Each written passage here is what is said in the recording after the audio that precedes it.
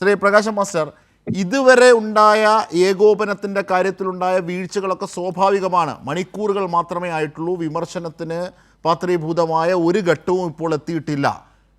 ഇത് ഈ ഘട്ടത്തിൽ കക്ഷി രാഷ്ട്രീയം കാണേണ്ട നിമിഷമല്ല. ഇതാണ് ശ്രീ പൊടിപ്പാറ മുമ്പോട്ട് വെക്കുന്നത്. ഇതിൽ CPM സംസ്ഥാന സെക്രട്ടേറിയറ്റിൻ്റെ പ്രസ്താവന ശ്രീ ജോർജ് പൊടിപ്പാറ ശ്രദ്ധിച്ചിട്ടുണ്ടാവുമെന്നാണ് ഞാൻ വിചാരിക്കുന്നത്. ഒറ്റക്കെട്ടായി എല്ലാവരും രംഗത്തിറങ്ങണം, കക്ഷി രാഷ്ട്രീയം നോക്കാതെ മുഴുവൻ ആളുകൾ രംഗത്തിറങ്ങണം എന്ന് ഈ കേരളത്തോട് പറഞ്ഞ പാർട്ടി CPIM ആണ്. ഇപ്പം ഞാനിപ്പോൾ ഇന്ന് നിരവധി പ്രദേശങ്ങളിലെ ഈ പറയുന്ന ദുരിതാശ്വാസ ക്യാമ്പുകളും ദുരിതമുണ്ടായ സ്ഥലങ്ങളും സന്ദർശിച്ചു. അവിടെയെല്ലാം ഇപ്പോൾ ഞാൻ CPM ആണ് എന്നുള്ളതുകൊണ്ട് പറയുന്നില്ല, എല്ലാ സ്ഥലങ്ങളും നിറഞ്ഞു നിന്ന് ഇതിൽ ദുരിതാശ്വാസ പ്രവർത്തനം നടത്തുന്നത് DYFIയും CPIയുമാണ്.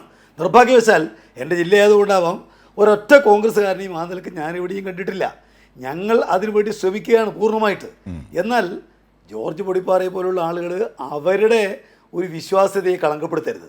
ഇപ്പോൾ അദ്ദേഹം പറഞ്ഞു ഈ പറയുന്ന പോലെ ഇതെല്ലാം റെസ്പോൺസിബിൾ പൊളിറ്റിക്സ് കൈകാര്യം ചെയ്യുന്നവർ ഞാൻ ചോദിക്കട്ടെ, കഴിഞ്ഞ 5 വർഷം ഏറ്റവും ചുരുക്കുന്നത് 10 വേണ്ട, LDFിൻ്റെ ഗവൺമെൻറ് നടപ്പാക്കിയ ഒരൊറ്റ ജനകീയ പ്രവർത്തനങ്ങളോട് ഈ പറയുന്ന പോലെ റെസ്പോൺസിബിൾ പൊളിറ്റിക്സ് കാണിച്ച ഒരു പാർട്ടിയോ മുന്നണിയോ അല്ല കോൺഗ്രസും അതുപോലെ UDFും. ജോർജ് പൊടിപ്പാറ ഒരിക്കൽ പോലും അതിനെ വിമർശിക്കുന്നത് ഞാൻ കേട്ടിട്ടില്ല. ഇവിടെ ഇത്തരം എല്ലാ പ്രളയത്തിൻ്റെ ഉൾപ്പെടെയുള്ള എല്ലാ സന്ദർഭങ്ങളിലും ഇതുപോലെ രാഷ്ട്രീയം കളിച്ച ആളുകൾ കോൺഗ്രസും സതീശനെയും പോലെ മറ്റാളുകളില്ല.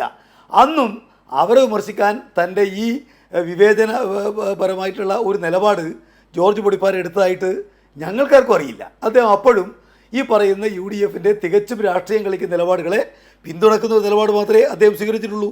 പിന്നെ ഇത്തരം വിഷയങ്ങളിൽ ഞങ്ങൾ പറയുന്നതിപ്പോൾ 1-ാം തീയതി വെള്ളത്തിലൊഴുകിപ്പോയ ഒരാൾ അയാൾ ജീവിച്ചിരിക്കുന്നുണ്ടോ എന്ന് നോക്കാൻ വേണ്ടിയിട്ട് 2 ദിവസമല്ലേ ആയുള്ളൂ, അടുത്ത ദിവസം നോക്കാമെന്ന് പറഞ്ഞാൽ സാധിക്കുമോ?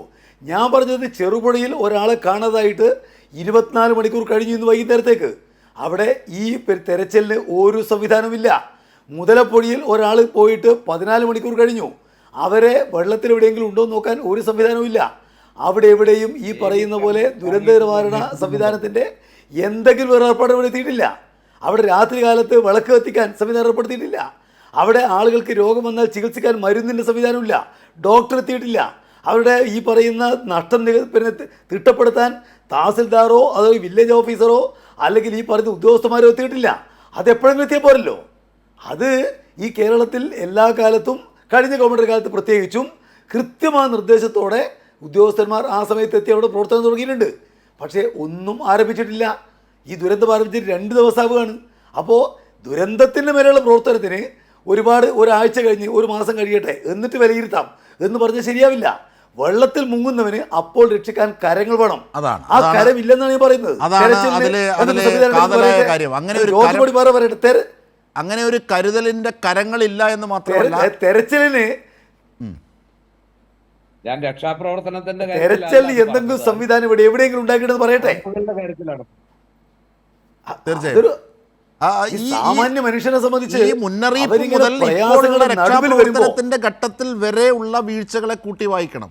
പുനരധിവാസം അടക്കം ഉള്ള വിഷയങ്ങളെ ഒക്കെ കൂട്ടി വായിക്കുമ്പോൾ കാണുന്ന വീഴ്ചകളെയാണ് ഈ വിമർശിക്കുന്നത്. അല്ലാതെ കക്ഷി രാഷ്ട്രീയത്തിൻ്റെ അടിസ്ഥാനത്തിൽ ഇപ്പോഴത്തെ ഭരണപക്ഷം മുൻ പ്രതിപക്ഷം ചെയ്തതുപോലെ ഒരു രീതിയിലേക്കല്ല.